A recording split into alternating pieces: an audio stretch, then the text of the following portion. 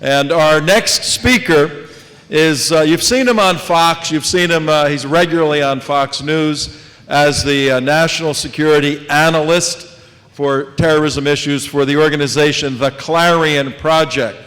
And if you're not familiar with the Clarion Project, they make documentaries. The original one was Obsession, Radical Islam's War Against the West. Then The Third Jihad. Then an amazing one called Iranium, which was about this issue here. Most recently, documentary called Honor Diaries. And I think, Sheridan, you had Ayan Hirsi Ali out, and I know you did. That's how you got involved in all this craziness. And the Clarion Project is putting a new documentary out on Christian persecution in the Middle East. That's coming very shortly. And they do amazing work. And they're based in Jerusalem. I lead tours back and forth to Israel. We're leaving March 12th. Some of the folks in here have come. They're national security tours. On every one of these tours, we go to the offices of the Clarion Project. Then they take us to the roof of Aish Torah, which is right across from the Kotel, right across from the wall. So we stand up on the roof looking down at the wall, looking right at the Golden Dome, right over there, looking that way. So if you're interested in coming on one of those trips, see me afterwards. March 12th next year we leave. But the speaker from the Clarion Project right now is Ryan Mauro. Ryan, come on up and share your thoughts, please. Thanks everyone for coming out. If you want to contact me later, my email address is ryan@clarionproject.org. The 2 points I wanted to make today is that, first of all, obviously the deal does not disarm Iran, but it does disarm somebody, us. It disarms us of our economic and military options, as well as those of other countries that are threatened by Iran. And the second point is that it saves and actually revitalizes the Iranian regime and its Islamic revolution. Because you could remove the nuclear component of this discussion, and we would still be talking about the ideology and the terrorism that is caused by that ideology, and we can never lose sight of that. It's not just about nuclear weapons. One of the arguments for the deal that we often hear is that the US can still always exercise the military option if we have to later, so we might as well try the deal, and then there will be snapback sanctions later if necessary. So why not try it?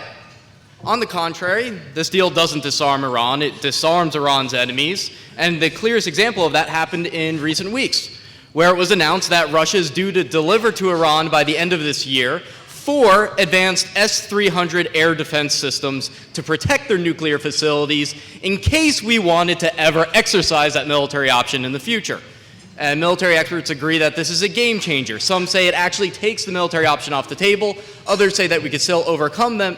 But still, what Iran, all they have to do is have a deterrent effect. Make it so costly and so risky for someone to exercise the military option that they feel protected. And it's especially dangerous for Israel because their air capabilities are not up to ours. And so military experts call that system a game changer. And that system was not discussed as part of the deal, even though I've been saying for a long time, the air defense system for the nuclear facilities should be considered part of the nuclear program. But it wasn't even on the table. Within 5 years or less, the UN arms embargo will be lifted. Iran will begin modernizing its military, newly permitted to buy combat aircraft, large artillery systems, attack helicopters, warships, and missiles, and associated services and weapons. One of the other most effective ways of undermining Iran in recent history has been covert operations. Has anyone else noticed that Iranian scientists aren't ending up dead in the streets anymore? For a while, we were keeping track of all the mysterious explosions that just so happened to occur at critical Iranian sites. And it was like every few weeks, and then it just stopped when the first interim deal was struck. Under this deal, the US is required to provide Iran with training to prevent sabotage of its nuclear facilities. That's actually in the deal. So then that option is also undermined. We are again disarmed.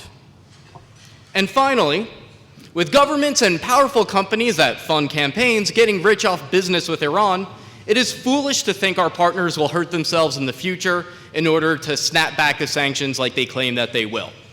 We cannot trust countries in Europe and other countries around the world to hurt themselves a lot in order to hurt the Iranians a little at our request.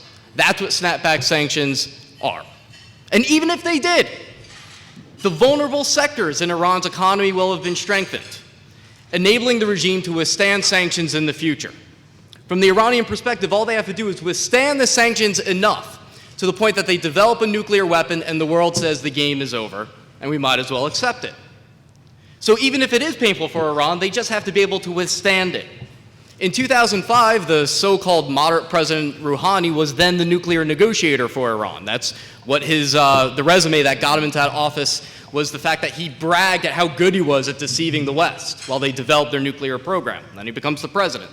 And in 2005, he gave a speech, which is publicly available, where, although he denied that Iran was seeking nuclear weapons, he said, "We should learn from Pakistan."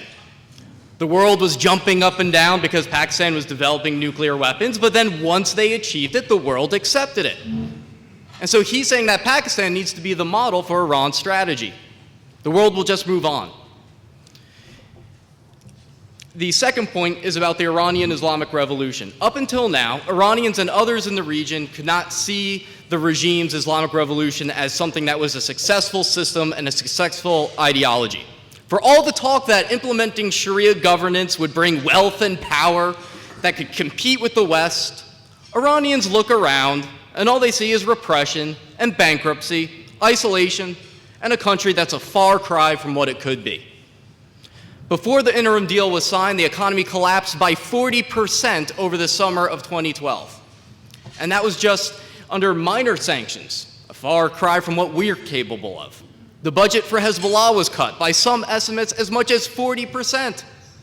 The price of oil fell to $80 a barrel, causing panic among the regime, because the regime needed at $140 a barrel in order to sustain its budget.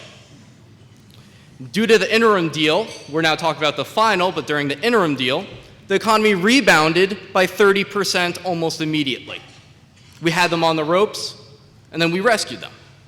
And now, Iran is expecting $100 to $150 billion in assets to be unfrozen. To put that in perspective, that'd be like the US economy suddenly receiving a check for $4.3 trillion. That's what that means to the Iranians. And that's a lot of money, especially if you consider the fact that the entire Iranian defense budget is only $30 billion. And terrorism is cheap. The monthly salary of a Taliban terrorist that's on the Iranian payroll, yes, Taliban terrorists are on the Iranian payroll, is about $580 a month. So $100 to $150 billion in unfrozen assets. The price of one terrorist for 1 month of service of killing American soldiers, $580 a month. And in addition, Iran says publicly that they are expecting $200 to $300 billion in foreign investment. Now, there's a common argument that says that international engagement with Iran will get outside influence in there, empower the Iranian people, and undermine the Iranian regime. In fact, President Obama said this in an interview, I believe it was in 2013, that the long-term effect of this would be to moderate the regime and lead to a better Iran that we could be friends with. But as New Jersey Senator Menendez, a Democrat, said, the regime would never sign a deal that undermines itself and its Islamic revolution. That doesn't make any sense. And just look at the Iranian economy. 80% of it is state-owned. At least 1/3 is owned by the Iranian Revolutionary Guards Corps, the terrorists that keep the regime in power.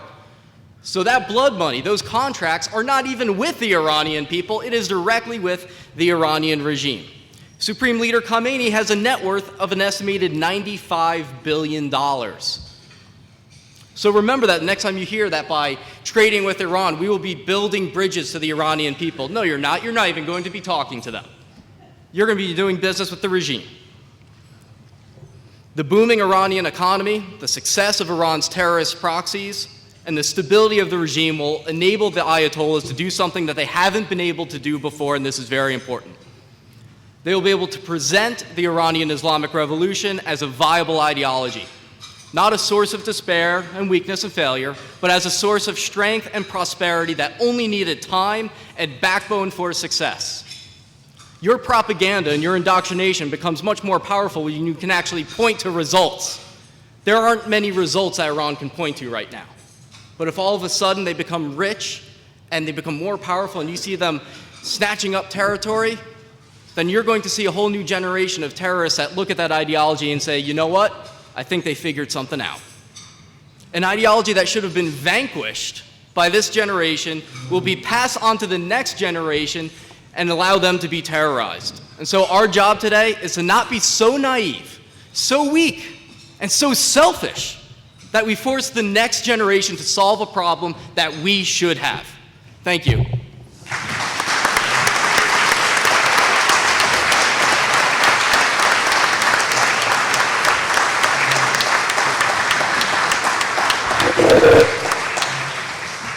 Good stuff, huh? Man, really good. Yeah, give him another round of applause for sure. If you look at your distinguished panel up here, it spans 4 decades.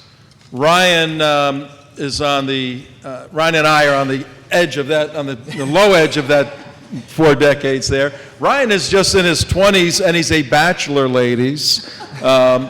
He's the kind of individual that the baton is being passed to carry on the fight for America, for the West, for Israel.